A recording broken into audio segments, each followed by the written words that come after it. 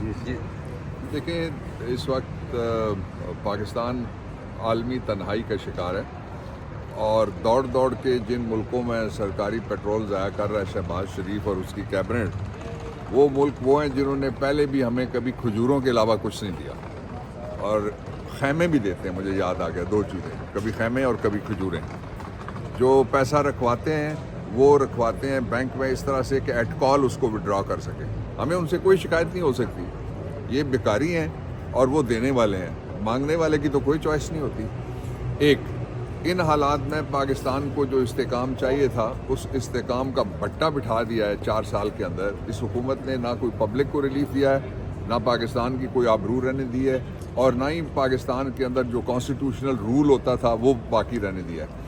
انہوں نے 26ویں آئینی ترمیم کے ذریعے سے عدلیہ کو بھی اپنی جیب میں ڈال لیا ہے. اور شہباز شریف یہ کہتا ہے جب یہاں قتل عام ہوتا ہے، شہید چوک، ڈی چوک، ڈیتھ چوک، جو بھی آپ اس کو کہہ لیں، اس کے اندر تو شہباز شریف کہتا ہے کہ اگر ادارے ہمارے ساتھ نہ ہوتے تو یہ نہیں ہو سکتا تھا.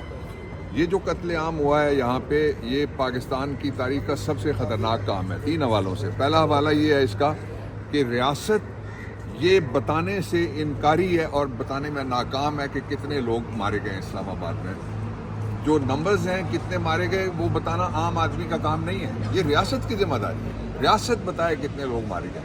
ہمارا تو ایک ہی سوال ہے، گولی کیوں چلائی؟ گولی کیوں چلائی؟ گولی کیوں چلائی؟ اس سے آگے ہم کوئی سوال نہیں کرتے. جو آئے تھے لوگ، ان کے بارے میں کہا گیا کہ بہت بڑا اسلحہ لے کے آئے تھے، اور جو پرانی بندوقیں اور پستولیں ناکارہ پڑی ہوئی ہیں میز پہ رکھ کے کہتے ہیں کہ یہ وہ ساتھ لائے تھے، وہ ٹیبل پہ پڑی ہوئی ہیں. جن کے پاس جدید ترین اسلحہ تھا، جنہوں نے گھات لگائی، جنہوں نے فائرنگ کی، جنہوں نے شارپ شوٹنگ کی، جنہوں نے ٹارگٹڈ کلنگ کی، ان کے بارے میں کوئی ایک لفظ ریاست بتانے سے انکاری ہے. میں مطالبہ کرتا ہوں فوری طور پہ جو ای ڈی پمز ہے اس کو ڈسمس کیا جائے، اور جو Pakistan medical and dental council ہے وہ اس کا لائسنس کینسل کرے. ایک ایسا شخص جو ایک وزیر کے ساتھ کمرہ بند کر کے اندر لاشوں کی مینپولیشن کر رہا ہے، اس کو اللہ کا بھی خوف نہیں ہے. آپ کو یاد ہے کہ پاکستان سے اسامہ بن لادن کو قتل کرنے کے بعد امریکنز نے اٹھایا تھا. پہلا کام جو کیا امریکنز نے، اس کو جہاز جو سمندری ہے اس پہ لے جا کے اس کو سپرد آب کیا. یعنی تدفین جو ہے وہ کسی بھی، وہ خیر مسلم ہو نان مسلم ہو انسان ہو، تدفین اس کا بنیادی حق ہوتا ہے. جب وہ فوت ہو جاتا ہے تو اس کے سارے پچھلے جہاں دنیا کے اندر جتنے بھی کرائم ہیں وہ ختم ہو جاتے ہیں. آخرت کی بات دوسری ہے. تو یہ اس قدر بے رحم اور یہ اس قدر بے شرم وزیر اور کیبنٹ اور اس کا نظام ہے، جس نظام نے اپنے لوگوں کو فتح کرنے کے لیے ان کے اوپر گولیاں چلائیں اور بتا نہیں رہے لوگوں کو. اچھا پھر کس ڈٹائی سے یہ انکار کر رہے ہیں؟ لوگ جا رہے ہیں فاتحہ پہ، قبروں پہ فاتحہ ہو رہی ہے، وہ کہتے ہیں مرا ہی کوئی نہیں ہے. اور اس طریقے سے انہوں نے پاکستان کے لوگوں کو اکٹھا کر دیا ہے ریاست کے خلاف. ریاست ایک طرف کھڑی ہے اور تنہا کھڑی ہے، پریشان کھڑی ہے، حیران کھڑی ہے، ہلکان کھڑی ہے، اور جو پبلک ہے وہ لو لوہان کھڑی ہے دوسری طرف. دوسرا جو پہلو ہے وہ یہ ہے کہ پاکستان کے لوگوں کے لیے زندگی مشکل انہوں نے بنا دی ہے.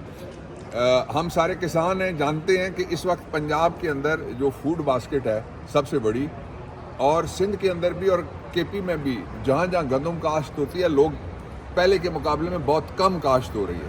اس لیے کہ پچھلی جو گندم آئی تھی، مریم اور اس کے چاچا نے اس کو ٹکے ٹوکری بکوایا اور لوگوں کو اس قدر خراب کیا کہ کسان اس دفعہ زیادہ گندم کاشت نہیں کر رہے. اب نومبر گزر گیا، جو کاشت کا موسم ہے وہ تقریباً نکل گیا. اب اگر کوئی پچھیتی یعنی لیٹ کاشت بھی کرنا چاہے گا تو وہ 2 دفعہ سوچے گا کہ میرے اپنے پیسے بھی واپس آئیں گے یا نہیں. تیسری بات یہ ہے کہ یہ سارا جتنا بھی مقدمات، تقریباً نئے 172 مقدمات درج کیے گئے ہیں. وہ جو نئے مقدمات ہیں، اور وہ ان میں سے کچھ ایف آئی آرز ایسی ہیں جن کو کہتے ہیں کہ ہم نے بند کر لیا ہے. ان میں سے 2 انتہائی شرمناک باتیں میں آپ کے سامنے رکھتا ہوں. عمران خان جیل میں 1.5 سال سے اندر بیٹھے ہوئے ہیں. سب نے آپ نے ویڈیو دیکھی کہ کس طرح بچے گرے ہیں اور کس طرح ان بچوں کے اوپر اپنے محکمے کے ٹرک بھاگ رہے ہیں. وہ اس کیس میں بھی یہ کہا جا رہا ہے کہ عمران خان کو ملوث کریں گے. کر لیں، 172 اور بنا لیں. جو اصل ایشو ہے وہ یہ ہے کہ عمران خان مائنس نہیں ہوگا. جو اس کو مائنس کرنے والے ہیں وہ مائنس ہو جائیں گے. اس لیے کہ سرکاری محکمے میں ہر کسی کی نوکری کی تاریخ ہے. ایکسٹینشن کتنی؟ اس کے باوجود بھی جانا پڑے گا. سیاست سے ڈسمسل نہیں ہوتی, سیاست میں کوئی معطل بھی نہیں ہو سکتا. اور عمران خان کے ساتھ اس وقت پاکستان کی تاریخ کی پبلک سب سے زیادہ کھڑی ہے, اس لیے کہ لوگوں نے یہ قتل عام ہوتے ہوئے دیکھا ہے.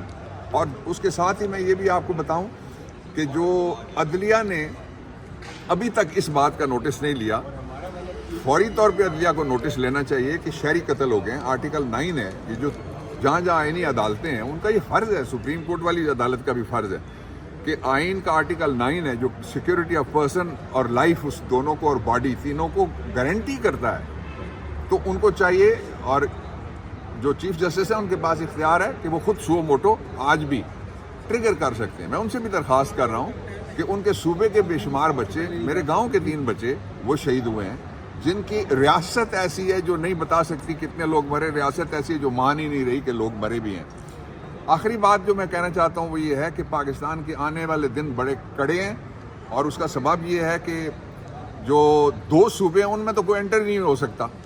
یہ جو ہمیں ٹوپیاں لگا کے یہاں روپ ڈالتے ہیں ہمارے اوپر پولیس والے, یہ ان 2 صوبوں میں انٹر کوئی نہیں ہو سکتا ان میں سے, اس لیے کہ اس وقت لا اینڈ آرڈر کی سچویشن پاکستان کی تاریخ میں وہاں چلی گئی ہے جہاں 2007 اور 2008 میں ہوا کرتی تھی. اور جو شہری ہیں وہ ڈاکوؤں کے رحم و کرم پہ ہیں. پھر جتنے لوگوں کو باہر سے اسلام آباد لے جایا گیا, اسلام آباد کا انہوں نے امن برباد کر کے رکھ دیا. جو وردیوں والے جتنے بھی باہر سے لائے گئے وہ انسانوں کو انسان ہی نہیں سمجھ رہے. تو ان حالات میں نہ امن آ سکتا ہے, نہ استحکام آ سکتا ہے, نہ خوشحالی آ سکتی ہے, نہ جمہوریت آ سکتی ہے, نہ آئین واپس آ سکتا ہے.